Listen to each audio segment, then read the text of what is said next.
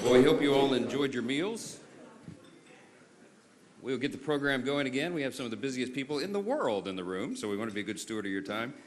I mentioned earlier that Irish Americans have left an indelible mark on American history. And I had a few facts I wanted to share with you this afternoon to have you consider these. Irish men and women have taken up arms among American soldiers. They've made unmatched contributions to music and literature and the arts, and they punch well above their weight in American government. Many Irish nationals played an essential role during the American Revolution. John Barry, for example, was an Irishman who received the first commission issued by the Continental Congress and is considered the father of our American Navy. He later became the first Navy captain to seize a British ship. We had 3 Irishmen who signed our Declaration of Independence: George Taylor, Matthew Thornton, and James Smith. One of the most recognized houses in the world was designed by James Hoban, an Irishman from County Kilkenny, when he designed our White House. And 23 of the 45 men who have served as United States President have Irish heritage, many of them proudly. And same for hundreds of congressmen and senators who have walked these hallowed halls. Today we celebrate their contributions and the truly special relationship among the United States and Ireland and the Irish people. So join me in a toast. Here I am again without a glass. I'm supposed to be toasting. I'm going to grab one. Thank you. A glass of water, no less. It works as well. And the toast is in, hold on, man, I am really messing this up. But we're all friends here. And I don't know where it went. All right, I'm just going to toast. It was a beautiful toast, trust me, it was great. To the United States, to Ireland, to this beautiful relationship, and to all who aspire to be Irish around the world. Cheers. Solange, that's right, that's what I'm supposed to say. I have the pleasure of introducing our own head of state here. This luncheon offers an opportunity for both Americans and the Irish to reflect on our past and on our future. In 1981, Senator Ted Kennedy and Senator Daniel Moynihan and Speaker of the House Tip O'Neill started this great tradition, the Congressional Friends of Ireland. They aim to celebrate their shared Irish heritage, deepen ties between our two nations, and promote peace and reconciliation in Northern Ireland. In 1983, the Friends of Ireland luncheon was born when President Ronald Reagan, of course of proud Irish heritage, and the Taoiseach visited Capitol Hill to celebrate Irish heritage and St. Patrick's Day. This lunch was the embodiment of that, of charity and friendship across political differences, and it has led to real-world international diplomatic successes. Many historians credit the advocacy of the Friends of Ireland caucus as essential in the signing of the Good Friday Agreement. And we welcome continued efforts to promote and preserve this agreement and promises of a bright future for the Friends of Ireland. Last year, I hosted this luncheon alongside President Biden. Our political differences were on stark display. It was obvious. That's an understatement. But he was our incumbent Democratic president, and I was the Republican House Speaker. And still, we shared laughs at the table at this event. It was one of the rare moments of the year where we could do that. That's what this celebration is all about. We laid down our swords, and in the spirit of Tip O'Neill and Ronald Reagan, we broke bread together and celebrated what binds us all together, rather than what divides us. This year is a little different, of course. The political dynamics on Capitol Hill are extraordinarily different. President Trump is back in the White House. Republicans control both chambers of Congress. Here in our form of government, we call that unified government. A year ago, people thought I was crazy for predicting that we would be here today, but we are. And we're facing a new dawn for America and our bilateral relationships. And I know that we can look forward to working together to promote and preserve our friendships. It's an important, informative time around the world to do that. So in keeping with the proud U.S.-Ireland tradition, and the spirit of the Friends of Ireland Luncheon, it is my great privilege to present the 45th and 47th President of the United States, Donald J. Trump.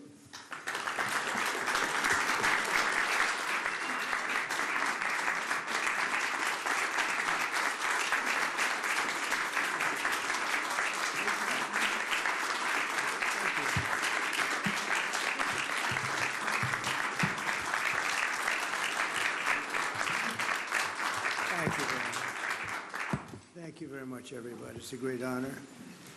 I've been here just about every time. We had one that was terminated because of a thing called COVID. I don't know if anybody's heard of that, but that was never pleasant.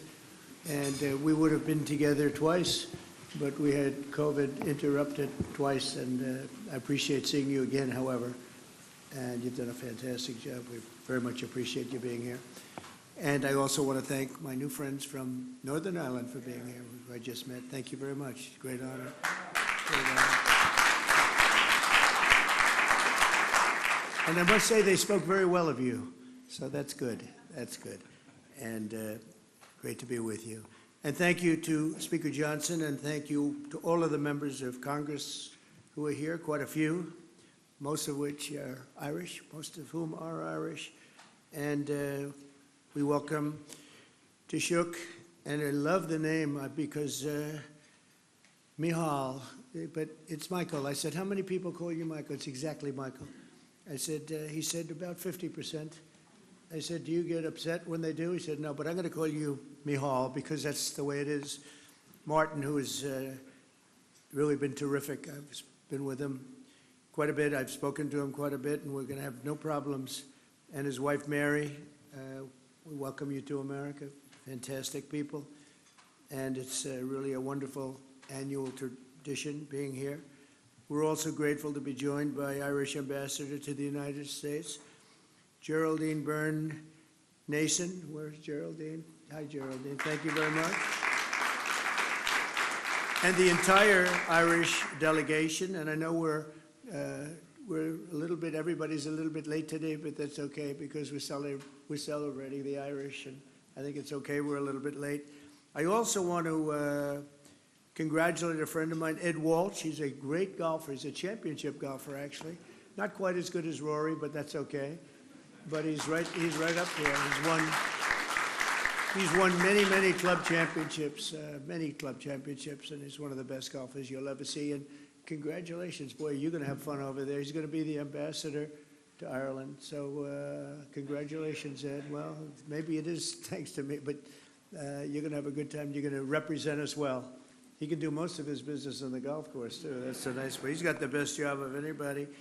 And I really appreciate so many of my friends being here. So many great friends are here. This afternoon, we're gathered to celebrate the deep and abiding ties of history, family, and friendship that bind together Ireland and the United States of America. The Irish-American patriots have been part of our national history in our country's earliest days.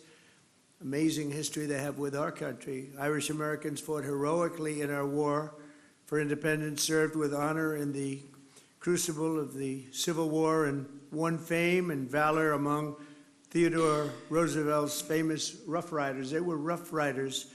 By some estimates, more than 2,000 Irish-American warriors have earned the Congressional Medal of Honor. This is an amazing statistic because who would ever think that's even possible? It's more than 50% of the medals of honor were won by the Irish. I'm going to have to check that. That sounds like, that's an awfully good statistic. We're going to have to check what's going on over there, huh? But that's an amazing statistic, actually, 50%. This includes the great Audie Murphy, the most decorated enlisted soldier in American history, whose service in the Second World War earned a Medal of Honor, 2 Silver Stars, a Bronze Star, 3 Purple Hearts, and the Legion of Merit. Quite a person. Became a movie actor. The movie actor stuff wasn't quite as good as the soldier that he did, but he was great. Became a very famous person, actually. America has truly been blessed by the courage and unstoppable spirit of the Irish.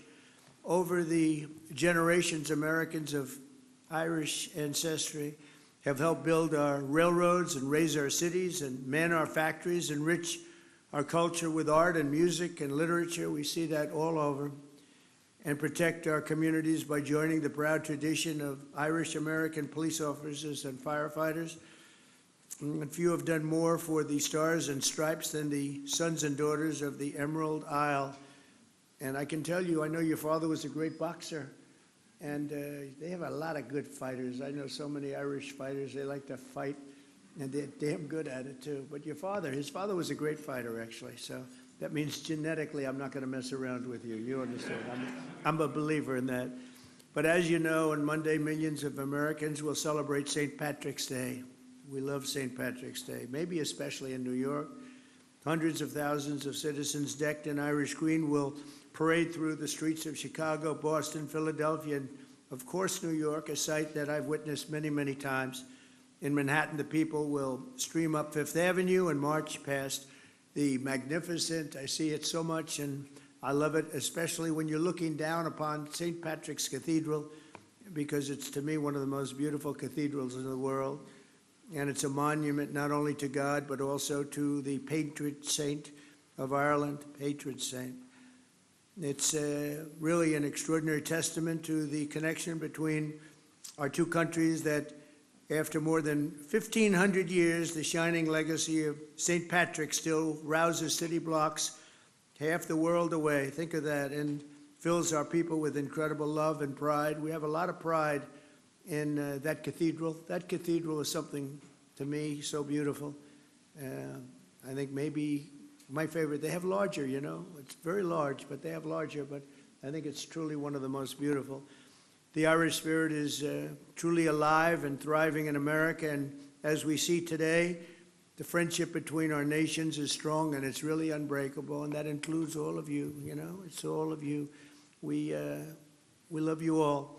So Taoiseach, I want to just thank you once again for being here. It's an honor, and hopefully we're going to be doing this at least 3 more times, okay? We're going to be doing this 3 more times, at least. And when I say at least, they go absolutely crazy. So thank you very much for being here. Mary, thank you very much for being here. It's a great honor. Thank you. Thank you, Mr. Speaker. Thank you, everybody. Thank you.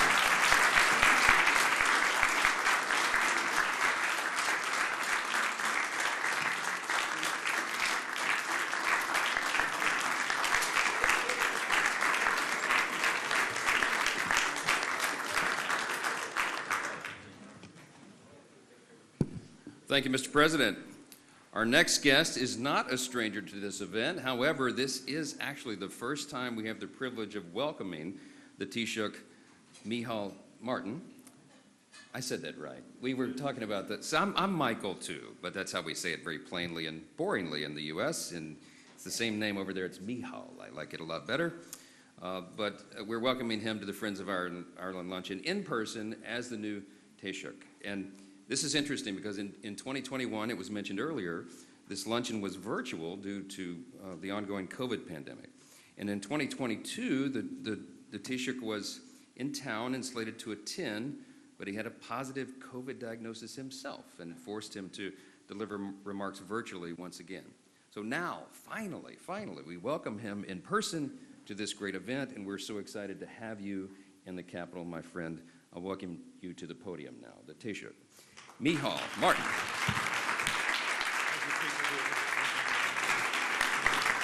Thank you.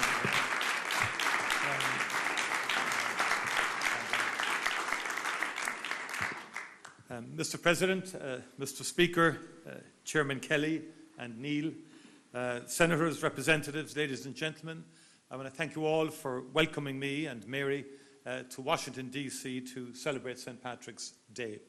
And it is a good feeling to be COVID-free and to be here on that day. But may I in particular say I'm pleased also to be joined with the Deputy First Minister from Northern Ireland, Emma Little-Pengelly. Very pleased to have you here, Emma, as well.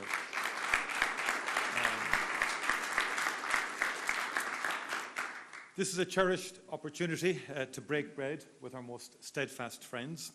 And as has been said, it's now more than 40 years since Speaker Tip O'Neill invited President Ronald Reagan to the Capitol for the first St. Patrick's Day lunch, and thus began a very proud tradition which I am honoured to continue today in your esteemed company.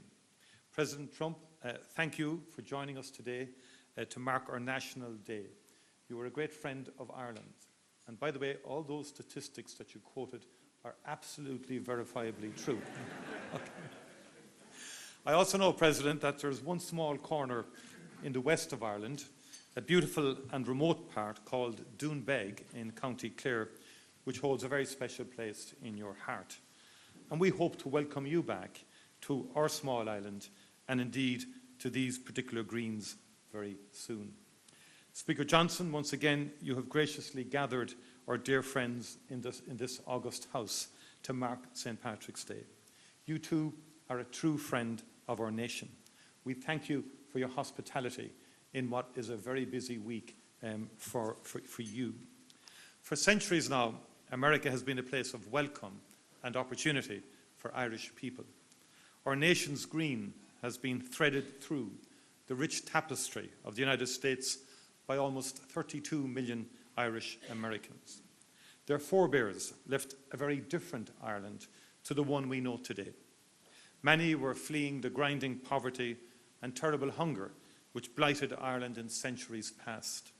They left in desperation, but also in determination to forge a brighter future for their children. They channeled that commitment into building stronger communities and ultimately a stronger nation, this great nation. Many of their descendants are with us today, true friends of Ireland who continue to work tirelessly for a future of peace and prosperity on our island. Indeed, we need look no further than the co-chairs of the Friends of Ireland caucus. Our dear friends, Congressman Neil and Congressman Kelly's bold leadership and vision unites Irish American members from both sides of the aisle through the Congressional Friends of Ireland caucus. Throughout our troubles, the Friends of Ireland, Republican and Democrat alike, held fast to a vision of Ireland not marred by violence or terror. You worked unrelentingly to realise that fragile hope. You stood shoulder to shoulder with us, no matter how fierce the challenge, and there were many such challenges. And it is that same determination that together we must devote today to today's conflicts in the Ukraine and in the Middle East. And our shared history teaches us that peace, however elusive it may sometimes seem, is achievable. Its promise remains within our grasp. Mr. President, we are forever grateful for the United States' contribution to transforming our island, and we wish you well in the efforts that you are making to bring peace to the Ukraine and to the Middle East and further afield. We thank you for your leadership and indeed your ongoing friendship to Ireland. Thank you once again for joining us today. Thank you, Mr. Speaker, for your gracious hospitality, and thank you to our dearest friends in this room. A very happy St. Patrick's Day to you all.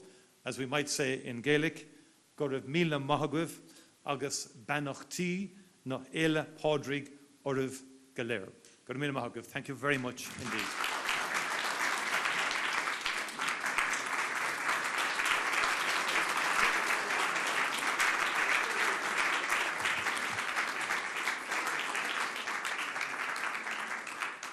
Thank you again, Taoiseach, and thank you, Mr. President. I am very excited because we have a special treat for you all today.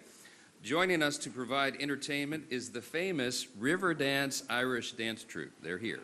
I know, you didn't know that was going to happen, did you? See, we throw a great party, I told you. Let me give you a little background on this. In 1994, during an interval act at the Eurovision Song Contest, there was a 7-minute dance routine that captivated the world.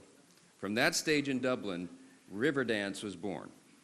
And in the more than 30 years since Riverdance has performed more than 15,000 times on 6 continents in 49 countries, they've developed quite a following. Riverdance spread first through Europe and then to America, and along the way they have shared the culture of Irish music and dance to a generation of people around the globe now for more than 3 decades. And while we're only receiving an abridged version of the very famous show today, Riverdance is performing here in Washington at the Kennedy Center through March 16th. The Kennedy Center was kind enough to lend these exceptional performers for us here for the afternoon. The stop in our nation's capital is the first of a 30-city nationwide tour, and we encourage all friends of Ireland and lovers of Irish culture to experience this incredible show. You are going to get a little taste of that right now. So please join me in welcoming these great friends of Ireland to the stage. Riverdance, y'all come up.